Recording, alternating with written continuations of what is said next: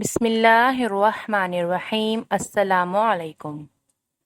بیان کیا گیا ہے خلیفہ ہارون رشید نے ایک نصرانی کو 500 درہم کے مطالبے میں قید کا حکم دیا اور ایک سوار کو اس کے ہمراہ بھیجا۔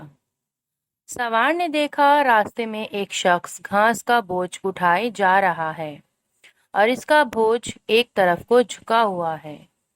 یہ دیکھ کر سوار نے اس کو سیدھا کر دیا، پھر وہ بوجھ دوسری جانب کو جھک گیا، جس کو دیکھ کر سوار نے پڑھا لا حول ولا قوت الا باللہ۔ نصرانی نے اس کی زبان سے یہ کلمہ سن کر اس کلمے کی بڑی عظمت کی۔ یہ دیکھ کر سوار نے اس نصرانی سے کہا کہ جب تم اس کلمے کی اس قدر عظمت کرتے ہو اور اس کو اتنا بابرکت سمجھتے ہو تو اللہ تعالیٰ پر ایمان کیوں نہیں لاتے؟ جس کے نام کی عظمت سے اس کلمے کو یہ برکت حاصل ہوئی ہے۔ اس پر نصرانی نے جواب دیا کہ میں نے اس کلمے کو آسمان کے فرشتوں سے سیکھا ہے۔ یہ سن کر سوار کو بہت تعجب ہوا اور سوار نے خلیفہ کی خدمت میں حاضر ہو کر تمام واقعہ بیان کیا۔ تو خلیفہ نے نصرانی کو بلوا کر دریافت کیا، آخر تو نے یہ کلمہ فرشتوں سے کس طرح سیکھا ہے؟ اس نے بتایا کہ واقعہ یہ ہے کہ میرا ایک چچا بہت مالدار تھا اور اس کی ایک حسین بیٹی تھی۔ میں نے اس چچا زاد بہن کے لیے اپنے نکاح کا پیغام دیا، جس کو میرے چچا نے منظور نہ کیا اور اس کا نکاح دوسری جگہ کر دیا۔ چنانچہ شب و روز میں اس کے شوہر کا انتقال بھی ہو گیا۔ میں نے پھر اس سے نکاح کی درخواست کی، مگر اس نے اب بھی میری درخواست منظور نہ کی اور دوسری جگہ اس کا نکاح کر دیا۔ اس کا وہ شوہر بھی اسی طرح کچھ دن میں انتقال کر گیا۔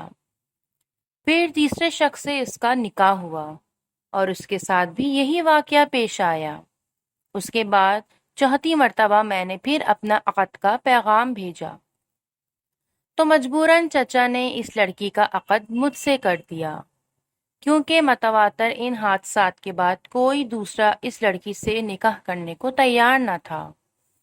آخر میں نے دیکھا کہ خلوت کے وقت شیطان ایک کوہ گراں کی شکل میں ظاہر ہوا اور اس نے زور سے ایک چیخ مار کر کہا، تو کہاں آیا ہے؟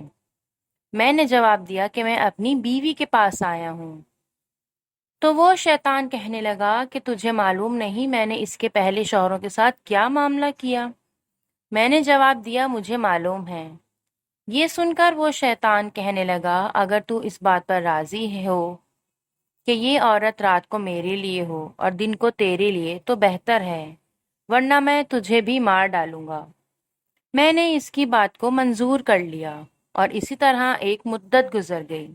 ایک روز شیطان نے مجھ سے کہا کہ آج میں رات کو مولا اعلیٰ کی باتیں چوری سننے کے لیے جاؤں گا، کیونکہ آج رات کو اس کام کے لیے میری باری ہے۔